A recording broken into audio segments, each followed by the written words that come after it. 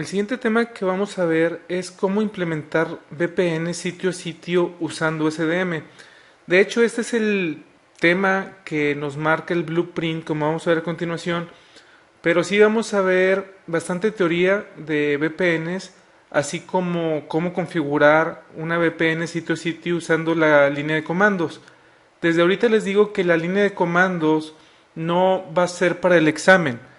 No es parte del examen el saber configurar VPNs en la línea de comandos, pero creo que es más sencillo entender cómo funciona una VPN desde la línea de comandos que desde el SDM.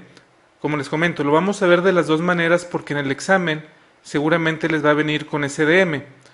Con la línea de comandos muy seguramente, o estoy seguro de que no les va a venir porque como se ve en el objetivo no es parte del examen, pero de cualquier manera lo quiero hacer porque de esa manera van a entender mejor cómo se configura una VPN.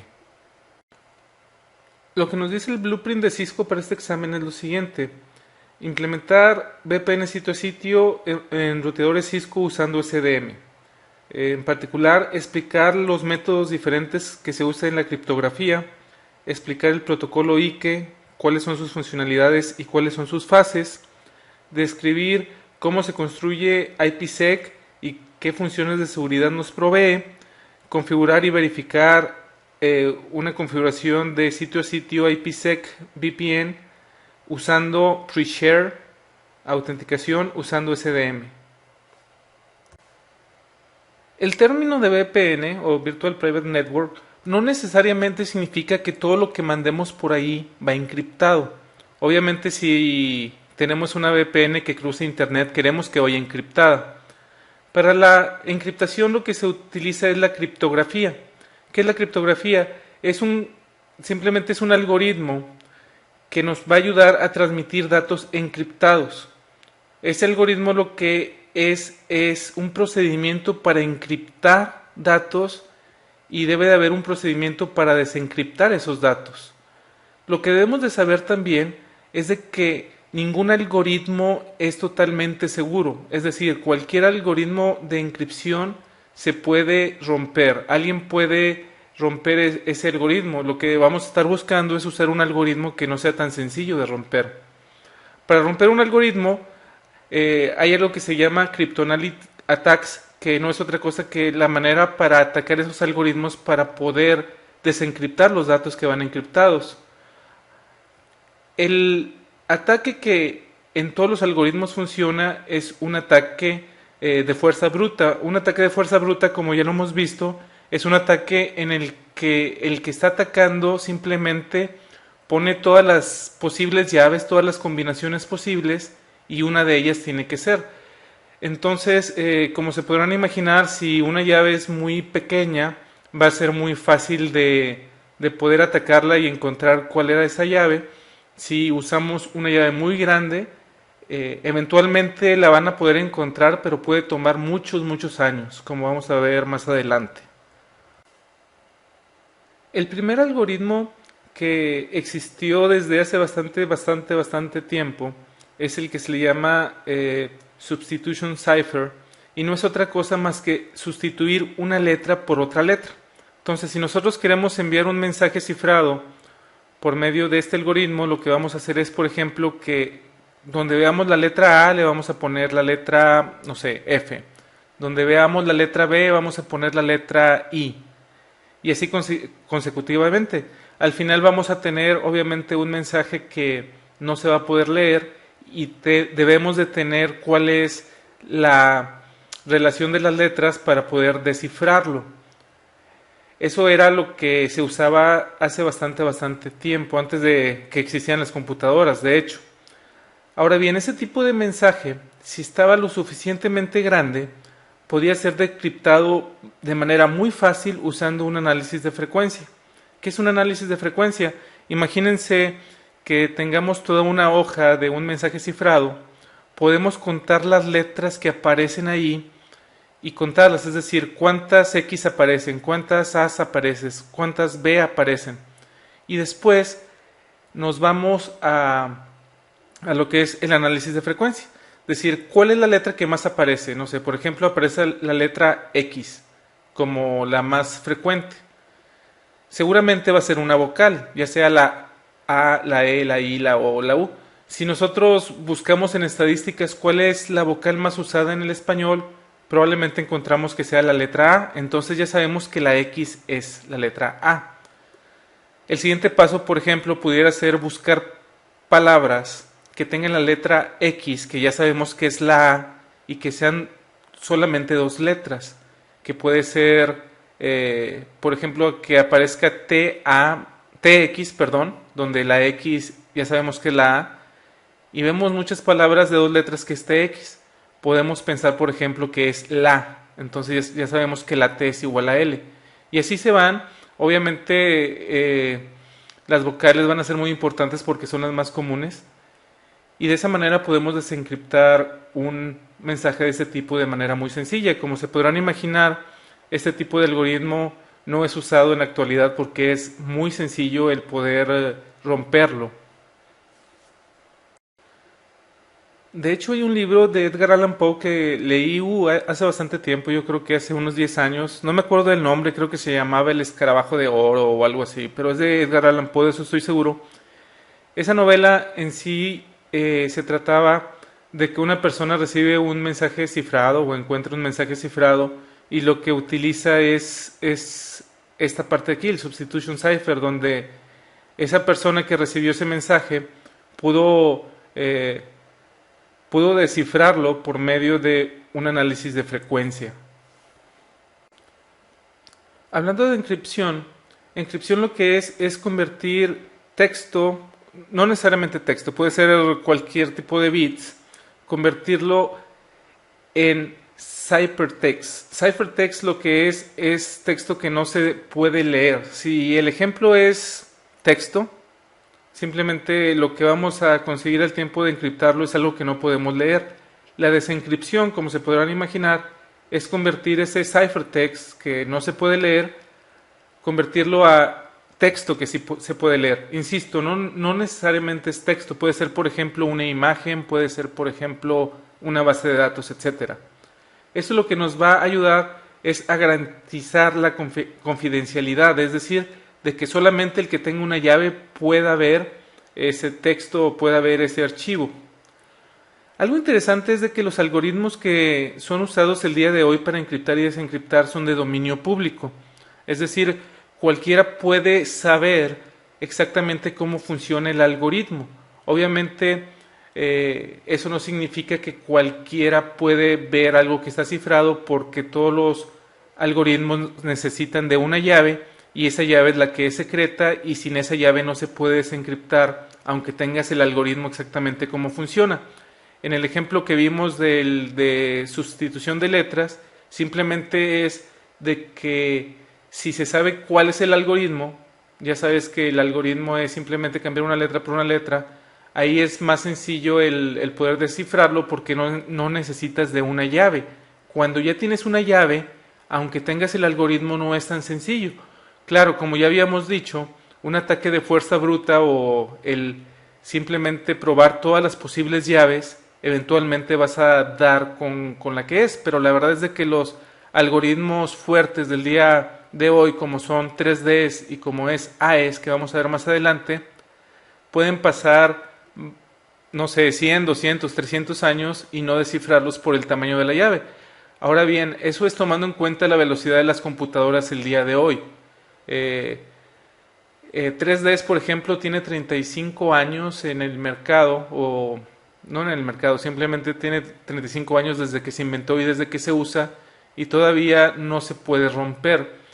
Es decir, si hace 35 años pones a una computadora a probar todas las posibles llaves, en ese momento, aunque fuera la computadora más potente del mundo, todavía no terminaría de poder hacerlo. Eso no quiere decir de que dentro de 30, 40, 50 años exista una tecnología superior que lo pueda hacer en cuestión de minutos. Pero por lo pronto los algoritmos son seguros, totalmente seguros, no es posible el romperlo de manera sencilla el día de hoy. Si hablamos de encripción en el modelo OSI, podemos encontrar encripción tanto en la capa de red, en la capa de sesión como en la capa de aplicación. En la capa de red el ejemplo es IPsec, que es el que vamos a estar viendo por aquí. En la capa de sesión podemos tener SSL. SSL seguramente ya saben lo que es cuando nosotros entramos a una página de internet que es segura, por ejemplo, cuando haces un pago en un banco, cuando haces un pago por PayPal, cuando haces un pago en Amazon. Ese tipo de páginas utilizan por lo regular SSL. Otro protocolo parecido es TLS, que es el Transport Layer Security, que aunque en el nombre dice Transport, está en la capa de sesión. También en la capa de aplicación podemos encriptar, por ejemplo, correo, base de datos o mensajería. Por ejemplo, hay personas que utilizan mucho la encripción en el Messenger porque saben que en su empresa lo están monitoreando y hay software por ahí en internet. De hecho, hay uno de dominio público que puedes bajar y lo que hace es encriptar cualquier mensaje que mandas por el Messenger. Ese es de aplicación. La ventaja de usar IPsec es de que todo lo que pase por ahí, sea lo que sea, va encriptado, cualquier cosa, como lo vamos a ver más adelante. Es decir, un simple ping puede ir encriptado si utilizamos IPsec. Hablando de las maneras que se pueden hacer para poder romper el ciphertext, las podemos ver aquí en este slide. Las primeras dos que vemos son muy parecidas, el Chosen Plain Text Attack y el Chosen Ciphertext Attack. El Chosen Plain Text Attack, el primero que vemos ahí, es cuando el que ataca puede tener acceso al algoritmo con la llave. No sabe cuál es la llave, pero sí puede estar enviando texto, por ejemplo, y sabe qué texto está enviando y sabe qué es lo que resulta después de pasarlo por el algoritmo. Es decir, tiene el texto y el ciphertext. Tiene el texto común y el texto cifrado, tiene ambos. Entonces lo que puede hacer aquí el que está atacando es simplemente estar mandando datos y estar guardando qué es lo que manda, qué es lo que recibe de output, y con eso, con un análisis, puede darse cuenta cuál es la llave. El Chosen Ciphertext Attack es igual, pero la diferencia es de que el que ataca tiene el ciphertext y del ciphertext puede llegar al plaintext, entonces es muy parecido. Ambos, para que el que ataca pueda tener acceso a ese tipo de cosas, debe tener acceso a la red, a un router que esté configurado con la VPN, por ejemplo. Si no tiene acceso a nuestra red, no puede hacer este tipo de ataque. El ataque del cumpleaños o el birthday attack, no crean que significa de que muchos ponen su fecha de nacimiento como llave, no.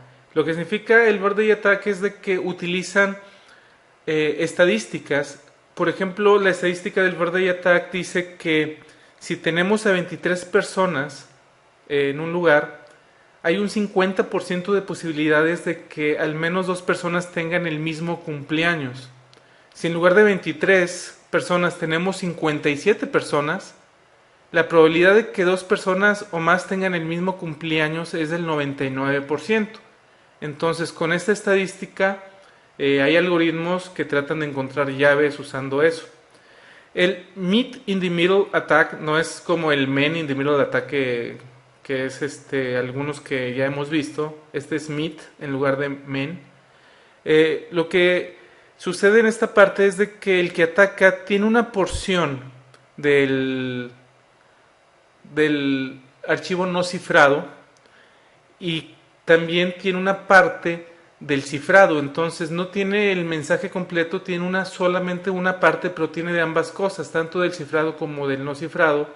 Entonces lo que hacen también son algoritmos con los que empiezan a probar llaves, no todas las llaves, pero algunas, y en teoría se puede encontrar la llave. La verdad es de que cualquier tipo de ataques que estamos viendo aquí son muy difíciles de conseguir con los algoritmos que se usan el día de hoy, más bien con las llaves del tamaño que se usa en el día de hoy. El que sigue, que es el Brute Force Attack, ese es el que es más peligroso, es el con el que pueden encontrar la llave con mayor, entre comillas, facilidad. y simplemente es lo que ya les había comentado, es intentar cada llave de todas las llaves que puedan existir de todas las combinaciones. Eventualmente la podrán encontrar. La pregunta es cuánto tiempo se van a tardar en hacerlo. Las combinaciones, bueno, las estadísticas dicen que cuando pruebes el 50% de las combinaciones vas a encontrar la llave correcta. Es decir, no tienes que buscar llave por llave. Claro que existe una posibilidad de que sean las primeras llaves que pruebes, pero también existe una posibilidad de que sean las últimas. Entonces la estadística dice que el valor esperado es el 50% de las combinaciones.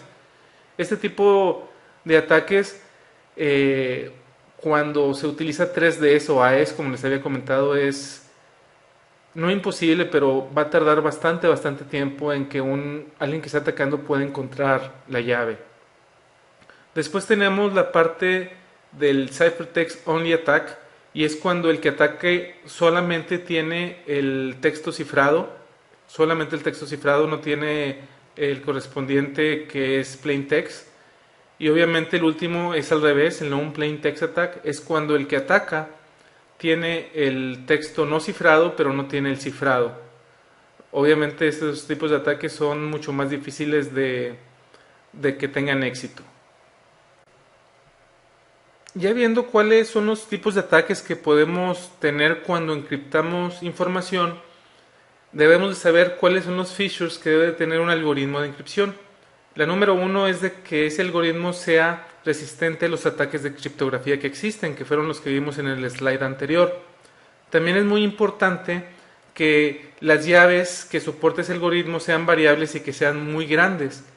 ¿Por qué muy grandes? Porque si son muy grandes, significa de que si se utiliza el brute force attack, les va a tomar mucho más tiempo el poder llegar a la llave correcta.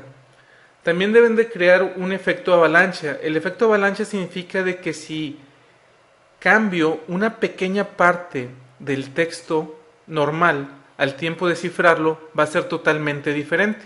Por ejemplo, si yo cifro la palabra Raúl, me va a dar, cuando lo encripte me va a dar un texto cifrado, pero si yo le pongo en lugar de Raúl, no sé, le pongo Raúl E, el simplemente de agregar una letra, lo que debe de hacer el algoritmo es de que el texto cifrado sea totalmente diferente. O si en lugar de Raúl cambio la A por la E, que diga Reúl, el texto cifrado también debe ser totalmente diferente al que dice Raúl. Ese es el efecto avalancha. Es importante saber también que hay muchas restricciones de importación y exportación de productos que utilizan algoritmos de este tipo. Por ejemplo, los routers Cisco que tienen encripción, que pueden utilizar 3Ds, por ejemplo, no se pueden enviar a todos los países. Hay restricciones que pone Estados Unidos para que este tipo de algoritmos no lleguen a manos de gobiernos enemigos de Estados Unidos, por ejemplo.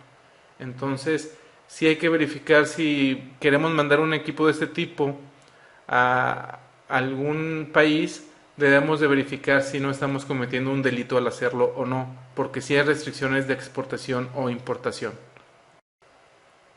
Una clasificación que podemos tener en los algoritmos de encripción son los simétricos y los asimétricos. La principal diferencia entre ambos es de que los simétricos utilizan la misma llave para encriptar y desencriptar. Los asimétricos utilizan una llave diferente para encriptar y una llave diferente para desencriptar. Los algoritmos simétricos son hasta 1000 veces más rápidos que los asimétricos, y esto se debe porque los asimétricos tienen fórmulas matemáticas más complejas. Por ejemplo, utilizan muchos factoriales y varias otras funciones matemáticas que hacen que sea mucho más lento. En la actualidad, los que más se utilizan son los simétricos porque son igual o más seguros que los asimétricos y son mucho más rápidos para poderlos implementar en un ruteador o en algún equipo.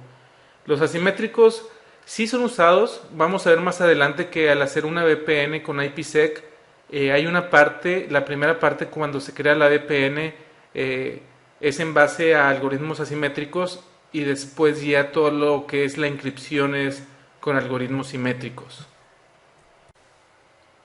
Hablando de los algoritmos simétricos, donde, como ya vimos, la llave es compartida, es decir, la llave para encriptar y la llave para desencriptar es la misma, tenemos el DES, que utiliza 56 bits, el 3DES, que utiliza 112 y 168 bits, el AES, que utiliza 128, 192 y 256 bits, IDEA con 128 bits, y después tenemos los RC, que es el 2, 4, 5 y 6.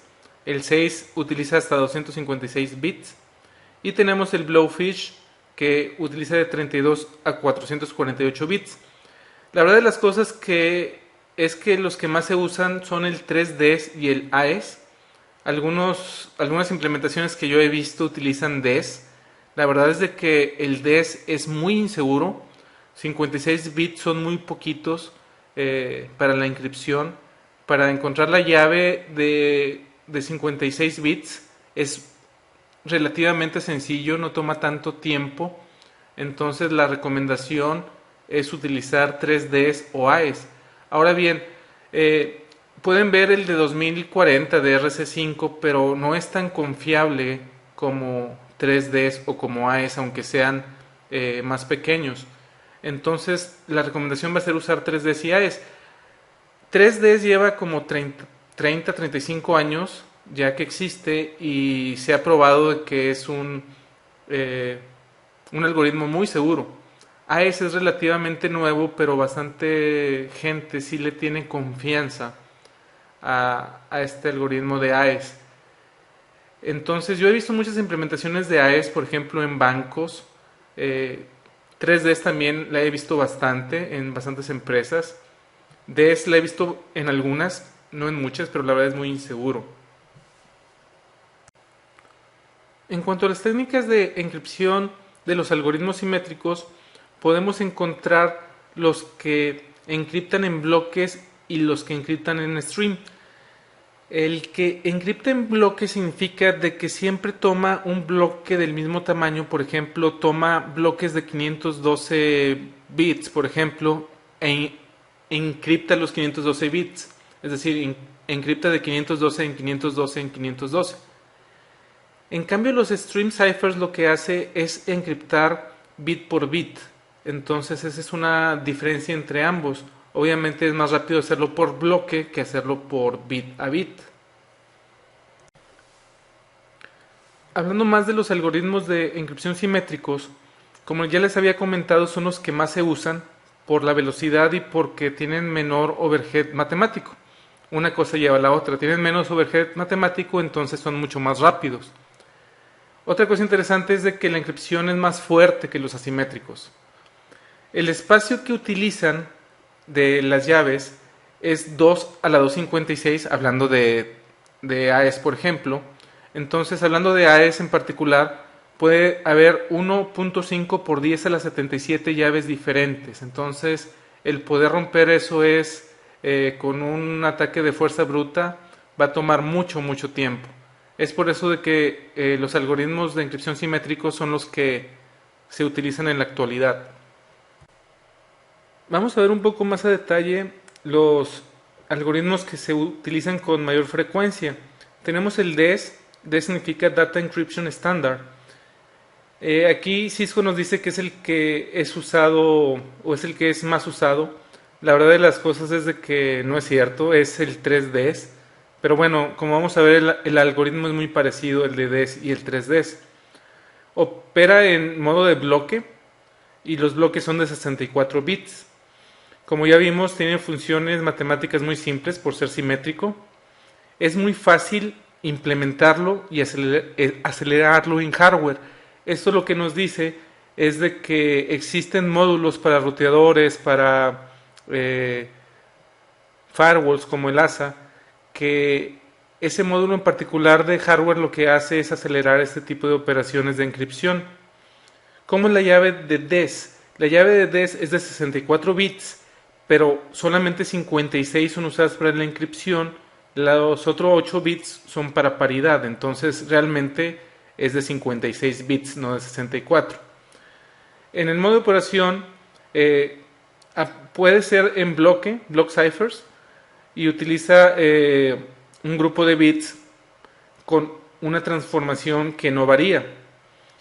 Ahora bien, tenemos el modo SB y el modo CBC. El EBC es el Electronic Code Book y utiliza la misma llave de 56 bits para encriptar serialmente todo el texto. La verdad es de que esto no es muy seguro, entonces es por eso que existe el Cipher Block Chaining, que se llama CBC, y la encripción de cada bloque, además de la llave de 56 bits, depende de los bloques anteriores. Lo que se hace es una operación de XOR, y básicamente es la implementación de Cisco. Es decir, cuando vean que es un equipo Cisco que está utilizando DES o 3Ds, está utilizando CBC. La parte de Stream Cipher es, como les decía, que opera en dígitos individuales uno por uno, y la transformación varía en la encripción. Lo interesante aquí es de que el cifrador utiliza el texto cifrado anterior y también utiliza la llave para generar un stream de bits que son random. Ahora es pseudo random porque una computadora, por increíble que parezca, no sabe hacer números al azar. Existen algunas funciones para que lo hagan, pero realmente no son tan al azar. Una computadora no está hecho para hacer eso. Tenemos también que utiliza el Cyber Feedback, que es el CFB, que es similar al CBC. Puede encriptar cualquier número de bits, incluyendo de uno por uno. Y tenemos el Output Feedback, o OFB, y básicamente el ciphertext o el texto cifrado es generado desde un bloque de bits, que también se utiliza la función de XOR, pero el XOR se hace con el plain text. Todo esto sí debemos de saber para el examen, todo lo que viene en este slide. ¿Cuáles son las recomendaciones que nos da Cisco para implementar DES? Una es de que las llaves las cambiemos frecuentemente. Si ya sabemos que DES es fácilmente, que se puede romper fácilmente con un ataque de fuerza bruta, lo que nos dice Cisco es que por lo menos estemos cambiando las llaves frecuentemente. La otra es de que debemos de usar un canal seguro para intercambiar esas llaves. Utilizar CBC, que como vimos, todas las implementaciones de Cisco utilizan CBC. Y la última es usar llaves fuertes. Hay algunas llaves que no son tan fuertes y que son más fáciles de adivinar que otras, entonces usar llaves fuertes. ¿Qué es una llave fuerte? Pues es una cadena de bits, cadena de caracteres sin sentido. No ponerle, por ejemplo, Cisco, no ponerle Cisco 1, 2, 3, no ponerle tipos de esas cosas como llaves, poner algo como I8, 7, signo de pesos, 3, 4, se abre paréntesis, D1, algo así que no tenga sentido, es una llave muy fuerte. 3Ds o Triple Ds o Triple Data Encryption Standard es muy parecido al DES. Aquí dice que es el mismo algoritmo que DES y sí es cierto y no es cierto. Es casi idéntico. La diferencia es de que utiliza algo que se le llama EDE, es decir, encripta, decripta y encripta. Si queremos cifrar un mensaje, ese mensaje se encripta con una llave de 56 bits. Después se desencripta con una llave diferente de 56 bits. Esto de decriptar no significa que lo que vamos a desencriptar o el resultado de la desencripción va a ser el mensaje original, porque como estamos usando una llave diferente, entonces el resultado no va a ser lo que habíamos encriptado en un principio. Entonces lo encripta con una llave, después el resultado lo desencripta con otra llave y después lo vuelve a encriptar. Por eso se le llama 3Ds EDE. Como dice abajo, cada paso utiliza una llave diferente de 56 bits. Al final vamos a tener una encripción de 168 bits. Ahora bien, veíamos que 3Ds puede ser de 168 bits o de 112 bits.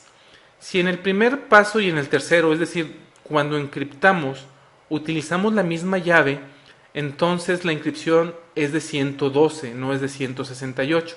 Es decir, si encriptamos con la llave 1, desencriptamos con la llave 2 y volvemos a encriptar con la llave 1, entonces van a ser 112 bits.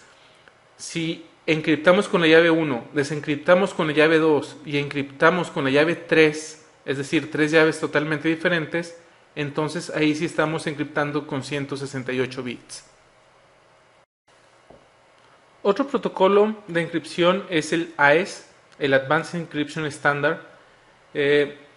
Este algoritmo también se le conoce como Rignall Cipher. Ese tipo de algoritmo utiliza una llave de longitud variable. También utiliza un bloque variable cuando va encriptando, que puede ser de 128, de 192 o de 256 bits. Es muy fácil implementarlo en hardware y en software. Es una muy buena ventaja que tiene el AES. Otra ventaja que tiene el AES es de que la encripción es más fuerte que el 3DS y que corre más rápido que el 3DS. Entonces AES es una recomendación para implementarlo en nuestras redes. La única desventaja que tiene es de que AES es más nuevo. 3DS ha sido analizado por más de 30 años y el día de hoy se considera como un algoritmo muy seguro. AES no es tan viejo, entonces no se le han hecho tantas pruebas y es por eso de que hay gente escéptica de usar AES y prefiere usar un algoritmo que ya está más probado. Un algoritmo más que vamos a ver, que la verdad es de que yo jamás lo he visto implementado, pero no por eso significa que no se use, es el SEAL o Software Optimized Encryption. Está basado solamente en software. Por lo general se usa para encriptar discos duros. Está soportado por el Cisco iOS cuando se utiliza IPsec. Tiene menos impacto en el CPU que cualquier otro algoritmo basado en software. Para que lo pueda soportar el iOS, debe de ser un sistema que tenga el K9, que el iOS diga K9. Si el iOS no dice K9, no va a ser soportado. Ahora bien, este algoritmo en particular, si nosotros tenemos, como les decía, hay módulos de aceleradores de VPNs o aceleradores de encripción, que es un módulo de hardware que se le pone a un router o a un firewall. Si tenemos este tipo de hardware en el router, no va a funcionar este modo de encripción. Entonces eso es importante el saberlo. Para poder utilizar este algoritmo, si tenemos un acelerador de encripción en el router o en el equipo, debemos de quitarlo. El Reverse Cipher Algorithm, o RC como se le conoce, sabemos que hay de varios sabores, ha ido evolucionando, ha ido mejorando. Tenemos el RC2, el RC4, el RC5, el RC6. El RC6 es el que es más fuerte el día de hoy y es muy similar al AES. El RC2, lo que debemos de saber es de que maneja un cifrado con la llave variable, del tamaño variable, es decir, no siempre es del mismo tamaño. RC4 por lo general se usa para encriptar archivos o discos duros y también para SSL. RC5 utiliza, además de una llave de tamaño variable, también el bloque es de tamaño variable. Y RC6 es muy similar a AES. Otra vez, por lo regular en las implementaciones se utiliza 3DS y AES. ¿Cómo seleccionar cuál algoritmo nos conviene?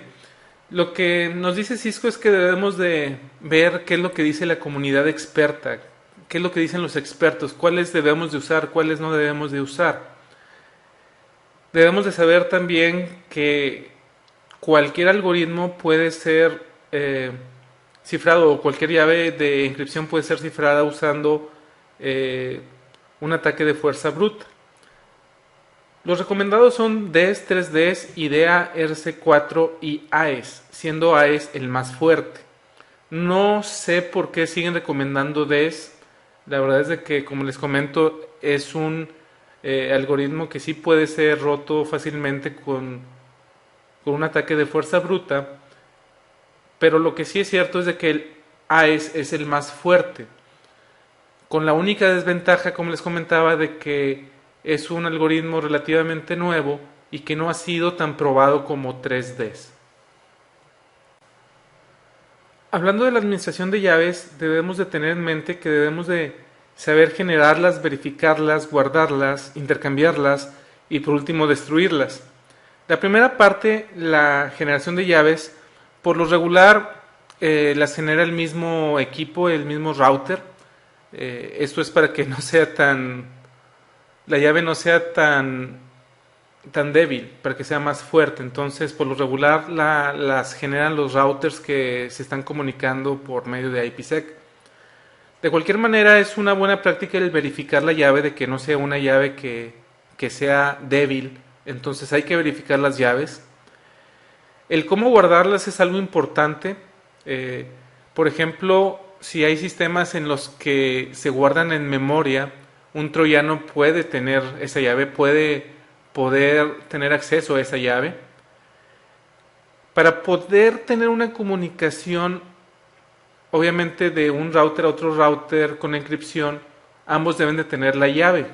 Entonces, al tiempo de intercambiar esa llave, debemos de saber cómo hacerlo para que sea seguro, porque si lo estamos haciendo por internet, por ejemplo, y cuando estamos intercambiando llaves no lo estamos haciendo de manera encriptada, entonces podemos tener que alguien nos robe esa llave. La parte final es la de revocación y destrucción. Revocación significa que cuando una llave cambie, avisarle a todo mundo o a todos los sistemas o a todos los routers de que esa llave cambió y que ya hay una nueva, y destruir la llave anterior para que nadie tenga acceso a las llaves que hemos usado. Con esto concluimos la primera parte de teoría de VPNs. Hay una segunda parte más de teoría de VPNs, no hemos terminado, y después ya vamos a pasar a configurar los equipos. La parte de teoría es importante para el examen. La verdad es de que en la vida real muchas personas saben hacer una VPN sitio a sitio, pero no saben todo lo que está detrás, no saben cuál es el mejor algoritmo de encripción y solamente utilizan el primero que se les ocurre o el que siempre han visto que está implementado, pero no saben el por qué. Entonces, sí es importante saber todo lo que hemos visto en la parte teórica, tanto en este tema como en el tema que sigue, porque si no lo pueden preguntar en el examen.